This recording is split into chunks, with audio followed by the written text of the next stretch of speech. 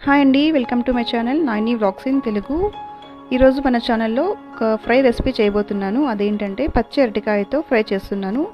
ఈ పచ్చి అరటికాయ వేపుడు ఎలా చేయాలి, దీనికి కావాల్సిన పదార్థాలు ఏంటో ఈ వీడియోలో మనం తెలుసుకుందాం. ఈ ఫ్రై చేయడం చాలా సింపుల్ అండి, వంట రాని వాళ్ళు కూడా చేయొచ్చు. ఇంకా ఆలస్యం చేయకుండా మన వీడియోలోకి వెళ్ళిపోదాం పదండి.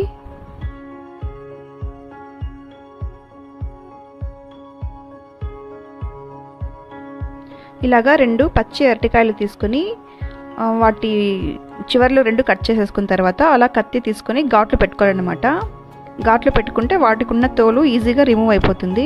నేను వీడియోలో చూపిస్తున్నాను కదా, అలాగా 2 పచ్చి అరటిపళ్ళకి అలా ఘాట్లు పెట్టుకోండి. ఘాట్లు పెట్టుకున్నాక చేత్తో ఆ పొట్టుని అలా తీసేస్తే ఈజీగా వచ్చేస్తుంది.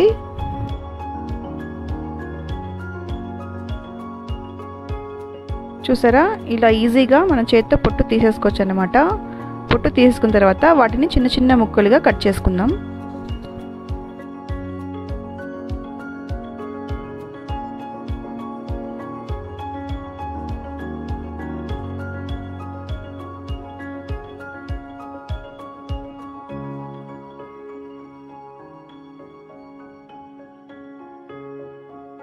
మరీ పెద్దగా మరీ చిన్నగా కాకుండా అలాగా మీడియం సైజులో 2 అరటికాయలని చిన్నగా కట్ చేసుకోవాలి.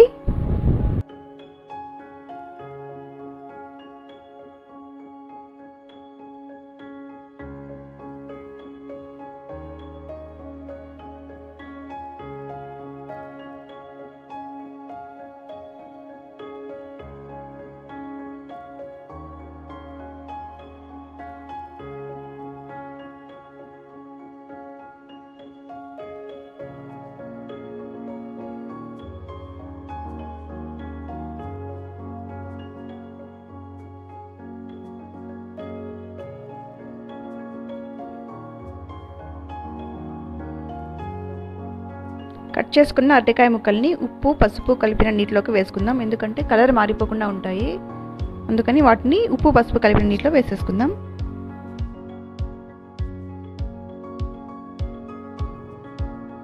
ఇప్పుడు వీటిని ఫ్రై చేసుకోవడానికి ముందుగా ఒక బాండ్లీ పెట్టుకోండి. అందులోకి 3 స్పూన్ల ఆయిల్ వేసుకోండి. వేసుకున్న తర్వాత అందులోకి కొద్దిగా పచ్చి శనగపప్పు, కొద్దిగా కరివేపాకు వేసి ఫ్రై చేసుకోండి.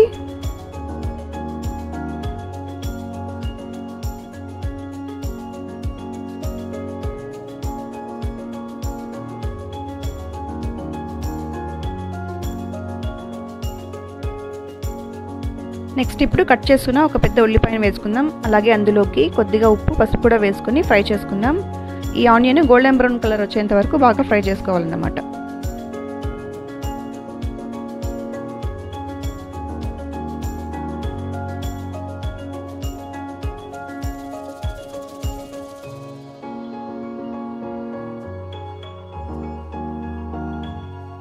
ఆనియన్ బాగా ఫ్రై అయిపోయింది. ఇప్పుడు మనం కట్ చేసుకుని పెట్టుకున్నాం కదా పచ్చి అరటికాయ ముక్కలు, అవి కూడా వేసేసుకుందాము.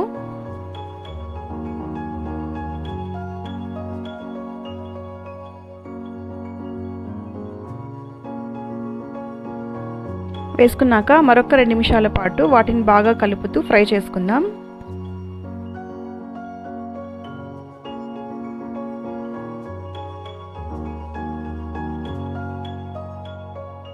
ఈ పచ్చి అరటికాయ వేపుడు చేసేటప్పుడు మూత పెట్టకూడదండి. మూత పెట్టకుండా ఫ్రై చేసుకోవాలి. అప్పుడే మన ఫ్రై అనేది క్రిస్పీగా వస్తుందన్నమాట. ఒకవేళ మూత పెట్టేస్తే మెత్తగా అయిపోతుంది, తినడానికి అంతగా బాగుండదు.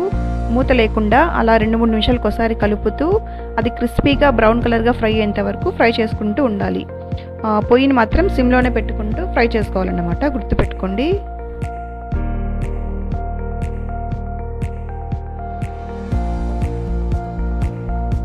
ఇలాగా ఒక 5 నిమిషాల పాటు ఫ్రై చేసేసరికి కొద్దిగా కలర్ మారింది, చూసారా. దీన్ని అలాగే మరొక 5 నిమిషాల పాటు సిమ్లోనే ఉంచి ఫ్రై చేసుకోవాలి. ఇంకా కొంచెం కలర్ మారాలి, అలాగే ఇంకొంచెం క్రిస్పీగా అవ్వాలన్నమాట.